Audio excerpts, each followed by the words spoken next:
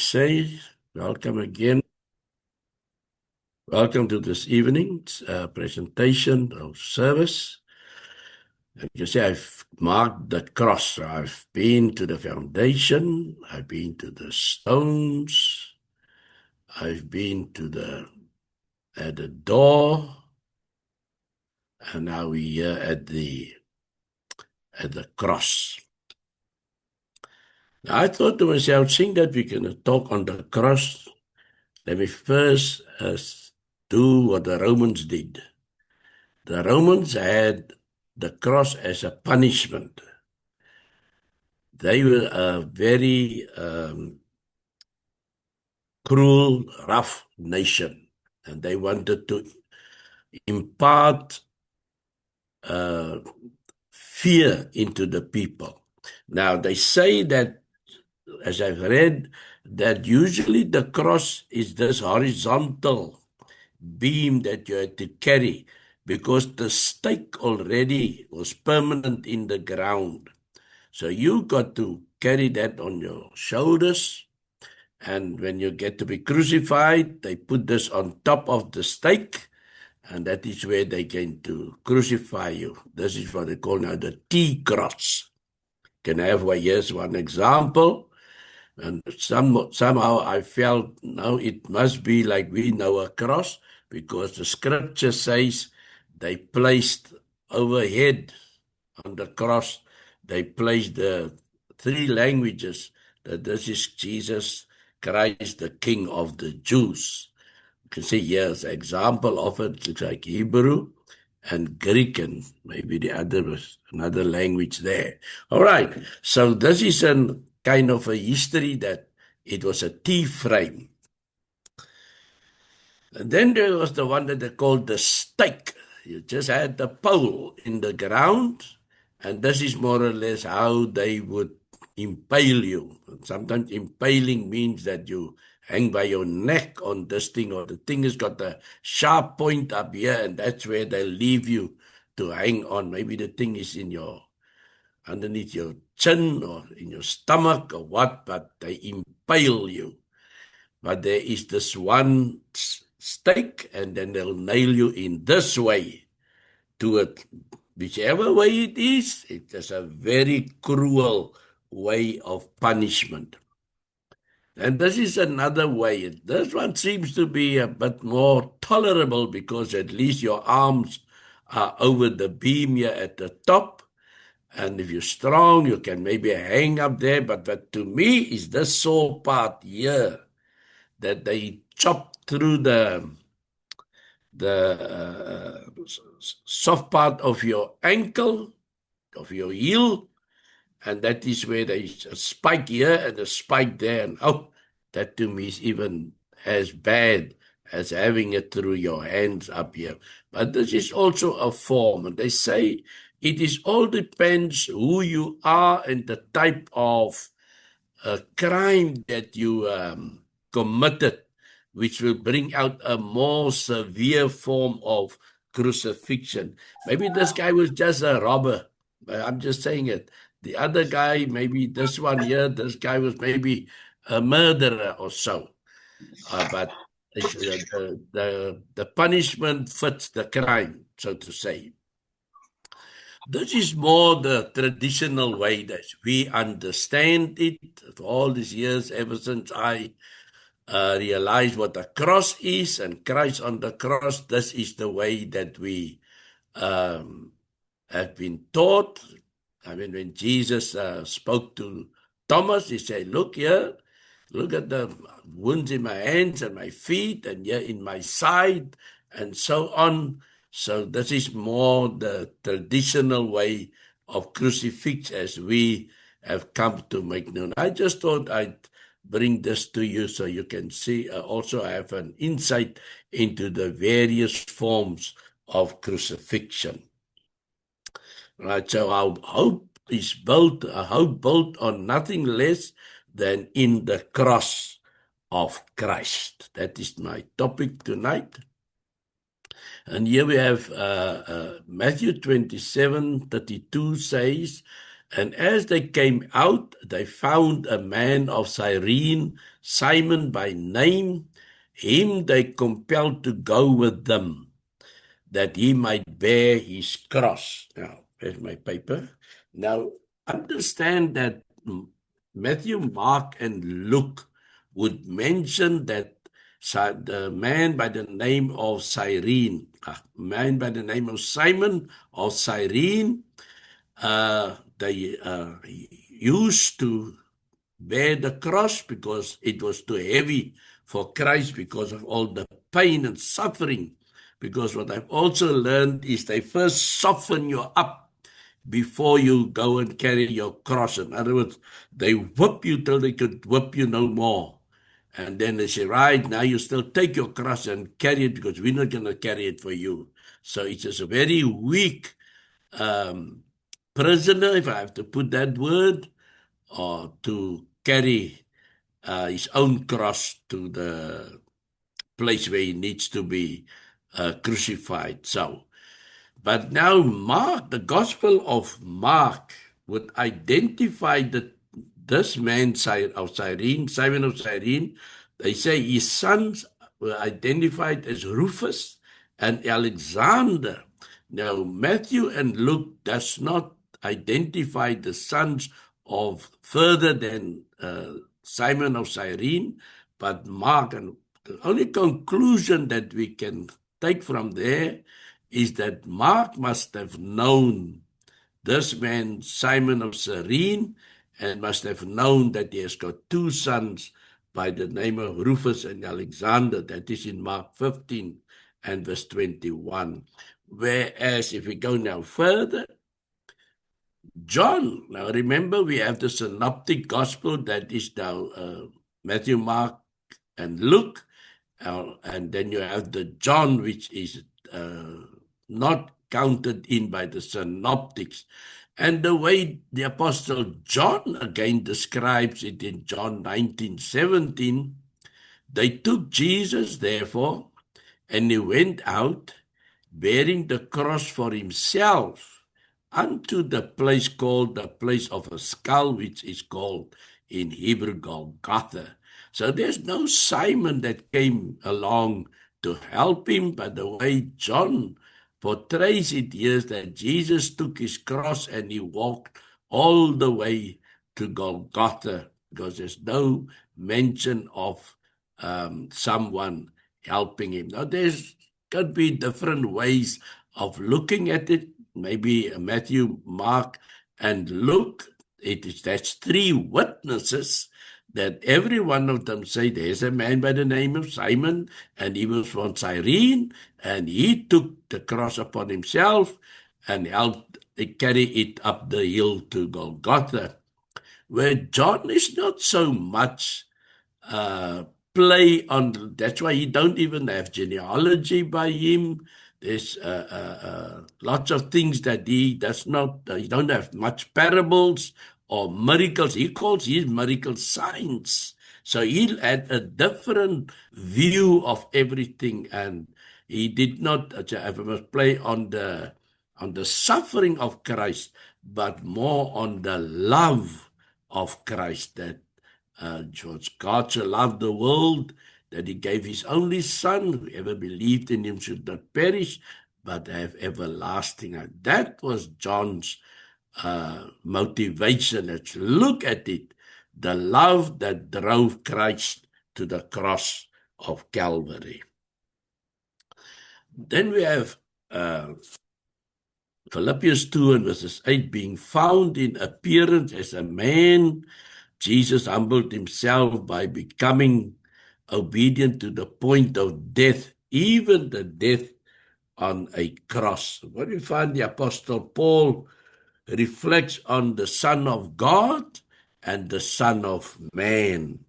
Otherwise, Christ was the Son of God that came down to earth, and he was found in appearance as a man, and he humbled himself he knew that, let's say, there was conversation in heaven, and that God needed someone to come down, because he saw that the Israelites or the children of Israel, the children of Abram or Isaac and Jacob, they are not following the guidelines.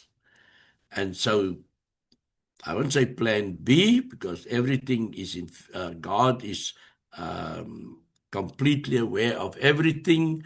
He must have known that he would give it to the Israelites, and he must have known that man would maybe not found, man is weak.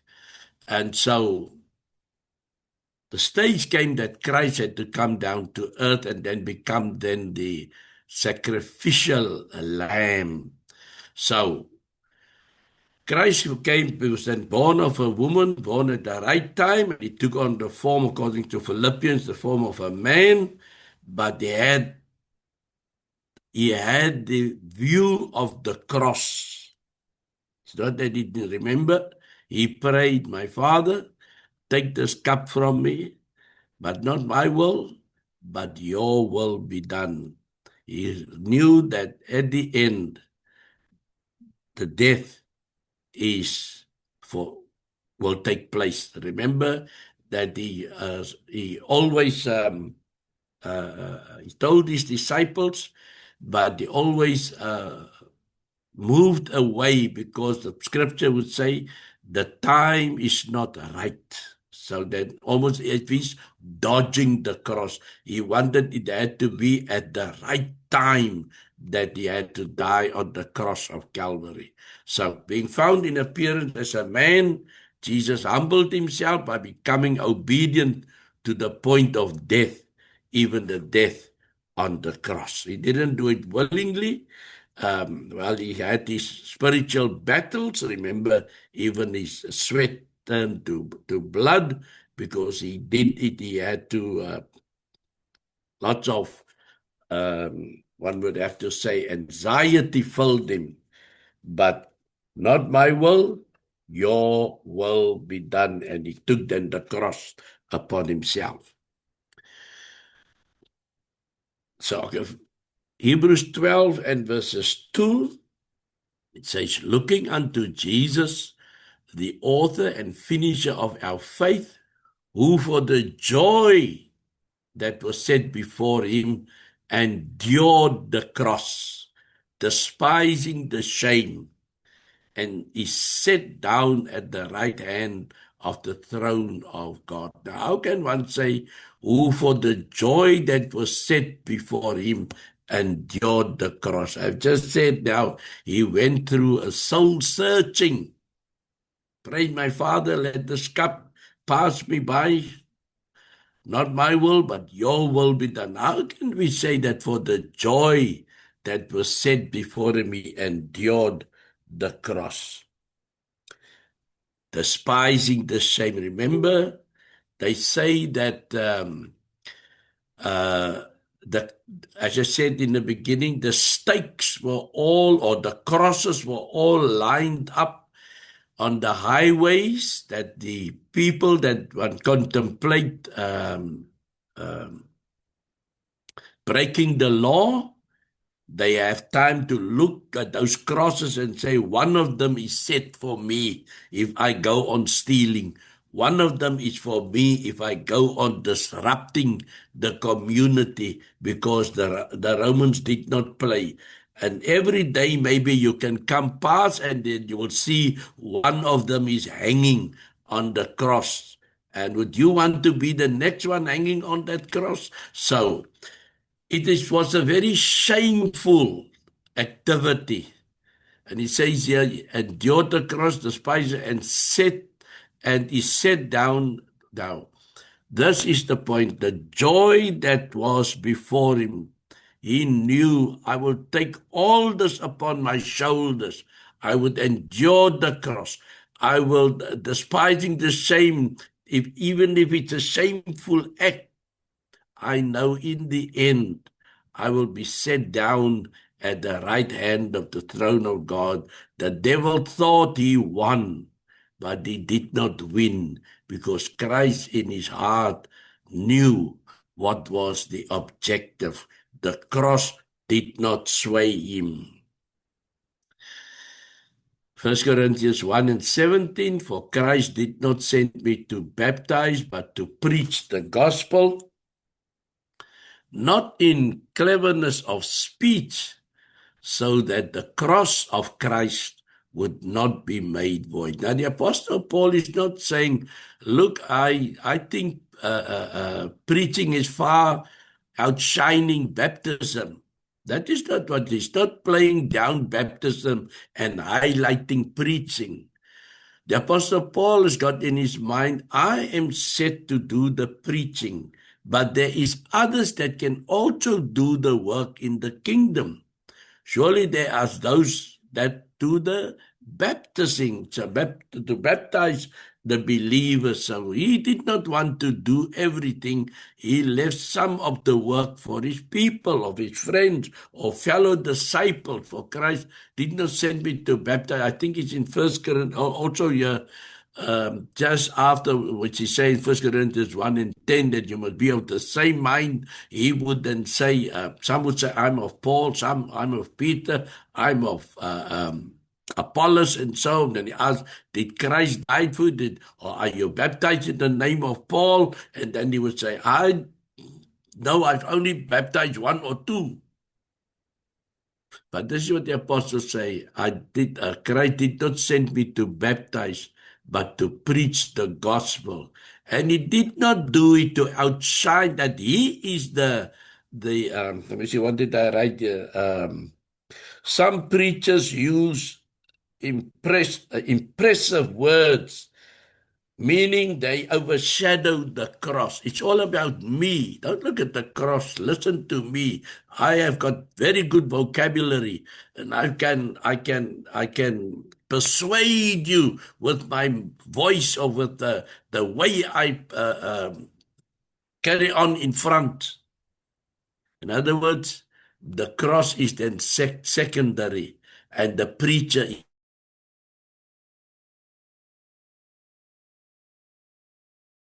is primary. That's what the apostle preach. And when I do preach, I do not use cleverness or persuasive words, so that the cross of Christ would not be made void.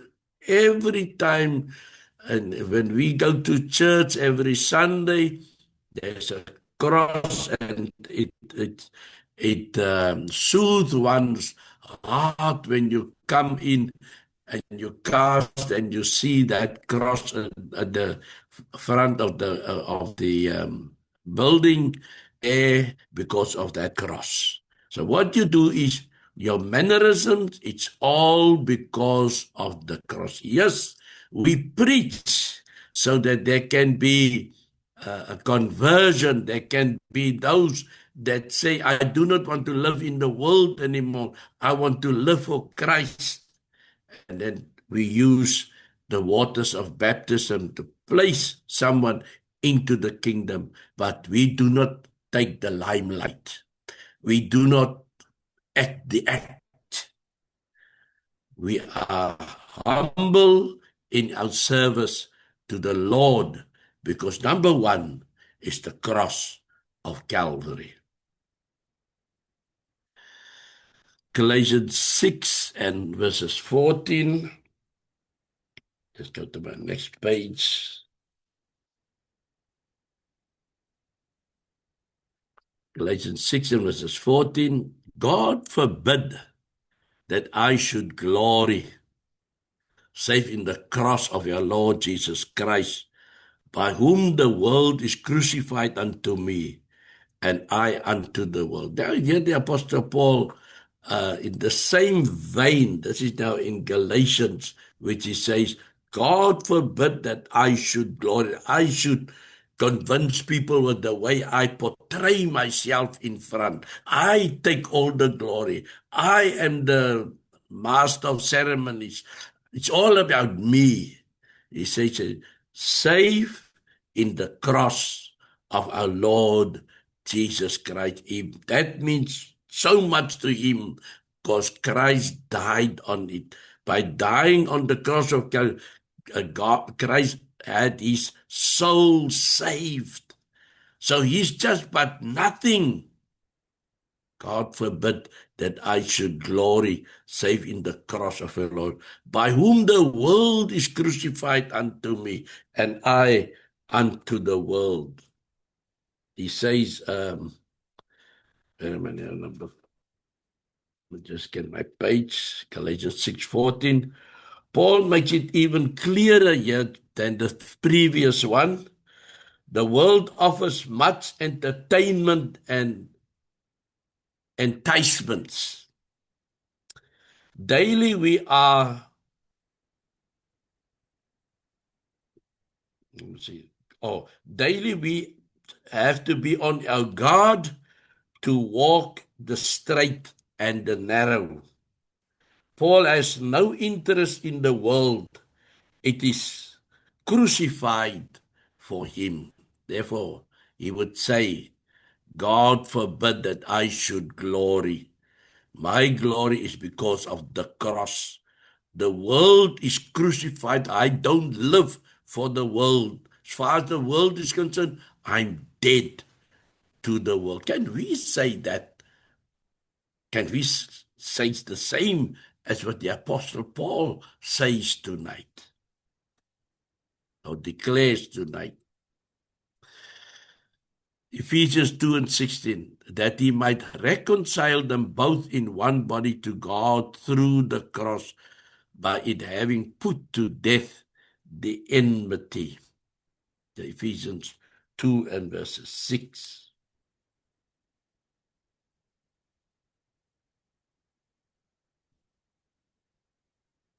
That he might reconcile them both in one body.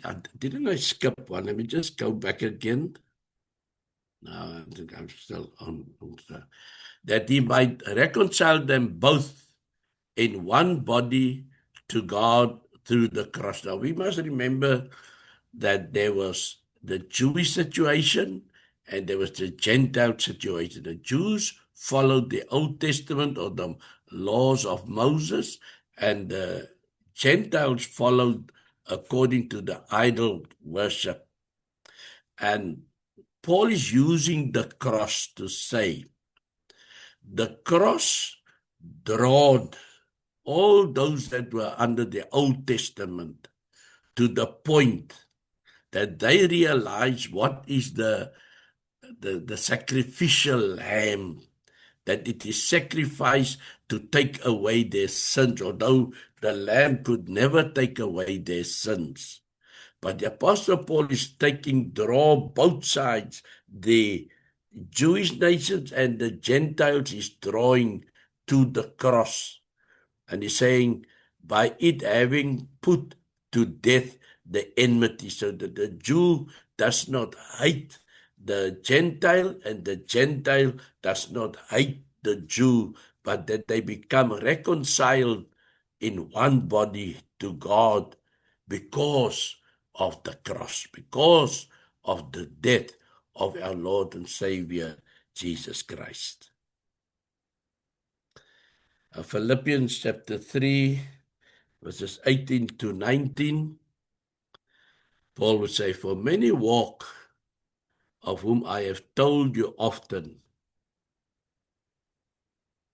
and now tell you even weeping, that they are the enemies of the cross. And Paul had just talked of taking the Jews on the one side and the Gentiles to bring them together so that they can be one body to God Almighty. Now he's taking us again. Many walk as enemies, and he's even weeping because of that, whose end is destruction, whose God is their belly, and whose glory is in their shame, who set their mind on earthly things. Now, why would the Apostle Paul be weeping?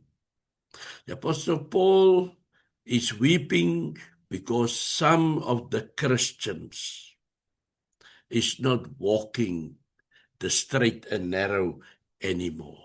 Some of them is now backsliders, and for that his heart is so. For many walk, of whom I have told you often, and now tell you even weeping amongst yourself. Remember how we wrote there in the book of Acts, Amongst yourself men shall arise, drawing the disciples after them. They come in as sheep, but underneath they are wool, they camouflage, and this is breaking his heart. And now he says, now the warning for us that has gone cold, the end is destruction. There's no quavel about that. You turn your back on Christ and you do not come back. Some would teach once saved, always saved, but that is not as truthful as it sounds. Whose end is destruction. You can fall away to be away or fall away for eternity. Whose God is there is your focus. What is your focus? Is it your heart? Is it your mind? Is it your soul? Is that the focus? No, it seems the focus is the belly. And whose glory is in their shame. Shameful for them to turn their back on Christ or on the truth, who set their mind on earthly things. They did walk, they changed their mind, they walked and they turned first their back on the world, but now they turn back to the world. Like the Paul would also write, or is it the book of Peter, that it's like a dog that turns right around to his own vomit, or like a pig that you've just cleaned and he go wallow into the mud again, who set their mind on earthly things. In other words, the devil, he never laid down his work.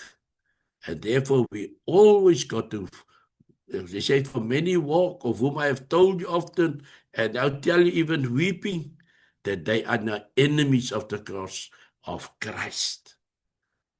Remember, we've got to watch, because we do not know when the Lord may come, who set their mind on earthly things. Colossians 1 and verses 20.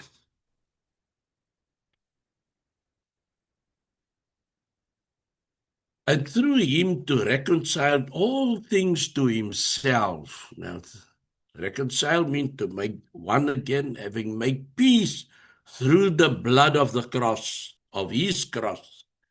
Through him, I say, whether things on earth or things in heaven. So, reconciliation, reconcile all things to himself, having made peace through the blood of his cross. We always would, when we associate the cross or the blood, when we look at the cross, we know that blood was shed.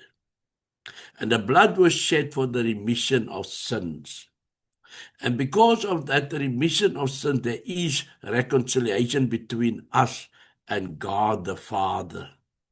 So here again, the Apostle Paul writes that having made peace through the blood of his cross, so much, the book of Hebrews says, and without the shedding of blood, there is no forgiveness of sin.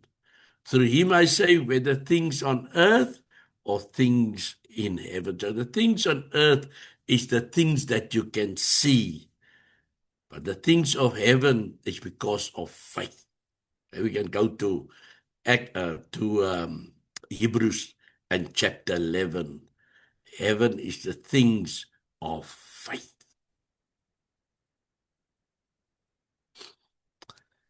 Having wiped out the handwriting of requirements that war against us, which was contrary to us, and he has taken it out of the way, having nailed it to the cross. So we can see a picture next door of a nail that's a piece of paper with lots of writing on it, maybe all the requirements.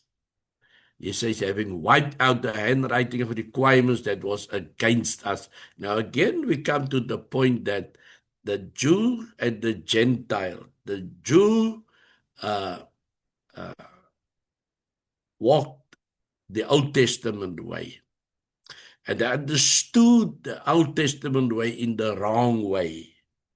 Therefore, when Christ came, they accused him of breaking the commandments.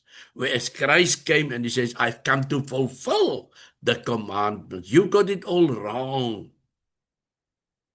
And so, having wiped out the handwriting, because those handwriting, those requirements was against the Gentile, which was contrary, was condemnation to the Gentile.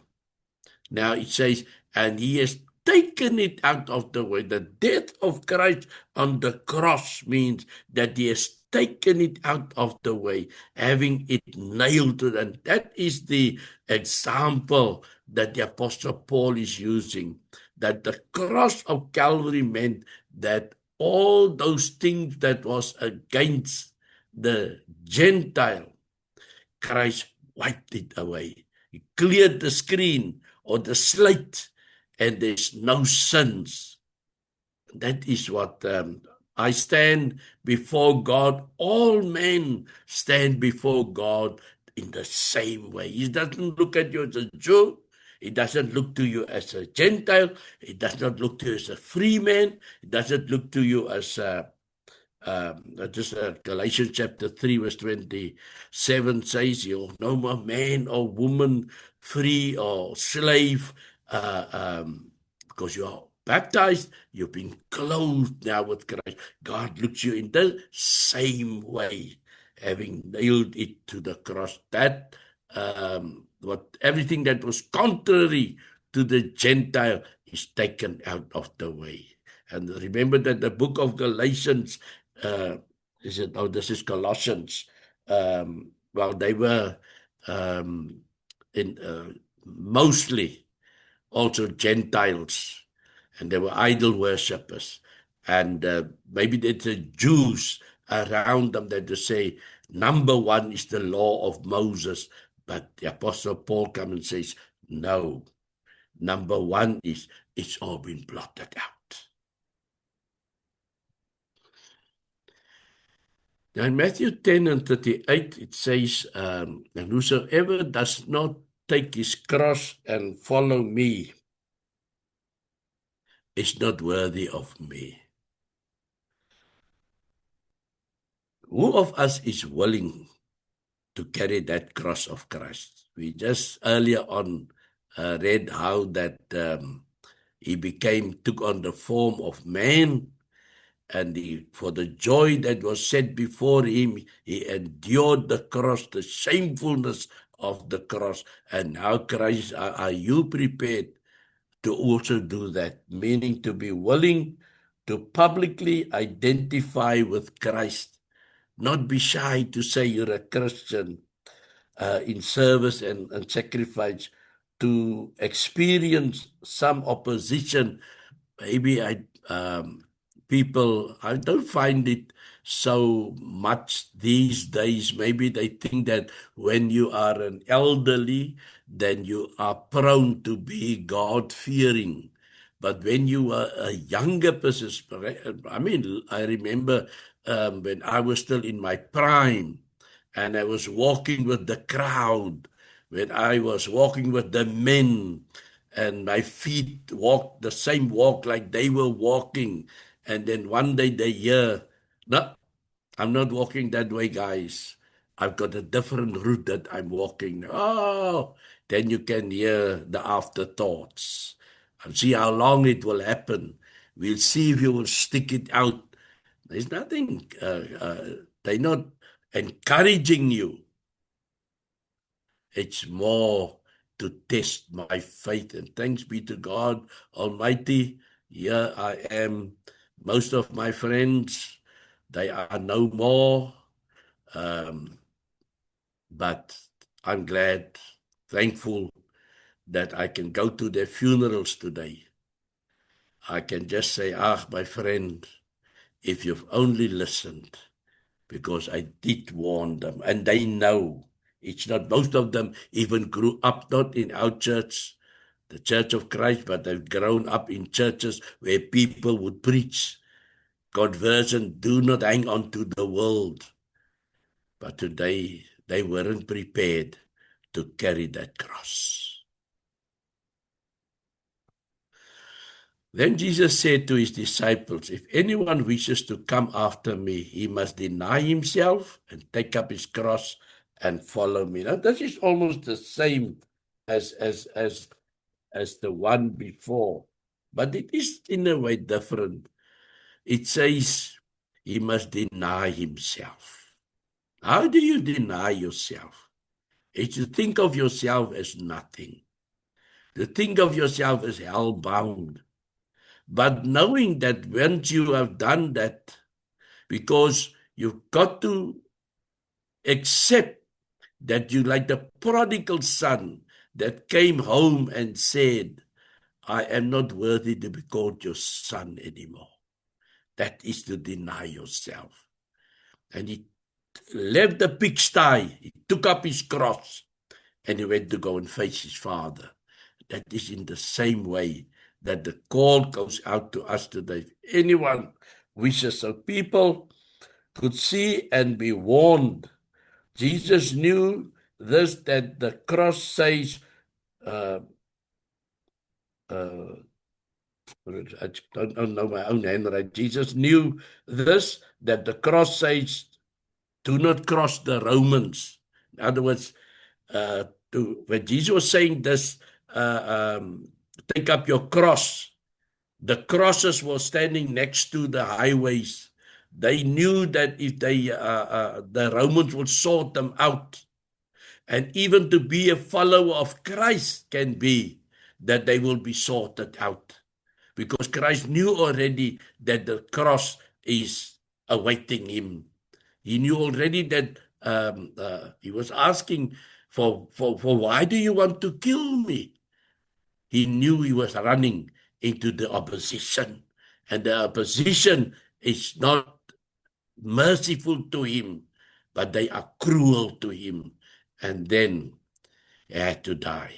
And so all those, Peter, John, James, Paul, all of them, they knew that the cross can also be, and it happened to Paul, it happened to Peter. So are you in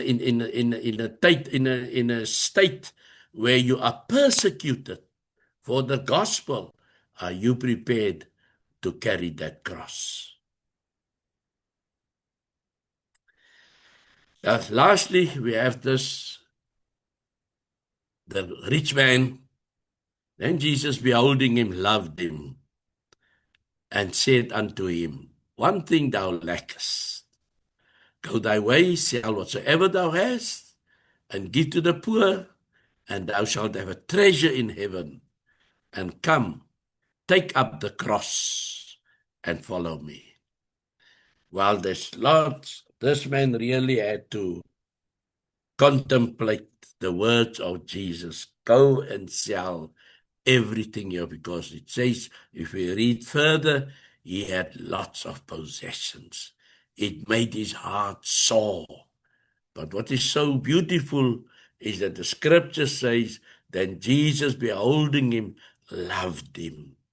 That is Jesus' attitude to every one of us, no matter how big or small your sinful life may be.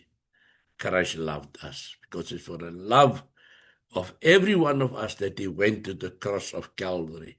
And this gentleman walked away because his belly is served, his earthly wealth meant more to him than the crown in heaven.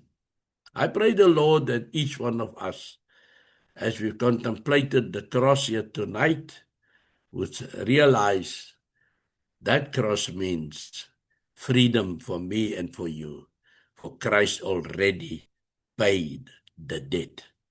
A debt I could not pay, but a debt that he took and redeemed me and you for heaven's sake. May the Lord bless you.